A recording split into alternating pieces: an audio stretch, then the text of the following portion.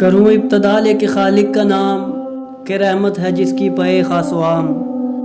دو عالم میں یکتا ہے ذات خدا، نہیں کوئی معبود اس کے سوا۔ وہ زندہ ہے اور جسم رکھتا نہیں، تغیر کبھی اس میں ہوتا نہیں۔ کبھی اونگتا ہے نہ سوتا ہے وہ، ہر ایک کا خبر گیر ہوتا ہے وہ۔ اسی کا ہے جو آسمانوں میں ہے، زمین بھی اسی کے خزانوں میں ہے۔ قیامت میں ہوگی یہ جرت کسے، کہ بے اذن کوئی شفاعت کرے۔ وہ رکھتا ہے ماضی کو پیش نظر، ہے مستقبل و حال سے باخبر۔ ہے علم اس کا حد بشر سے پرے، کوئی اس کو کیوں کر احاطہ کرے۔ مگر جس کو چاہے خدائے جلیل، سکھا دے اسی میں سے قدر قلیل۔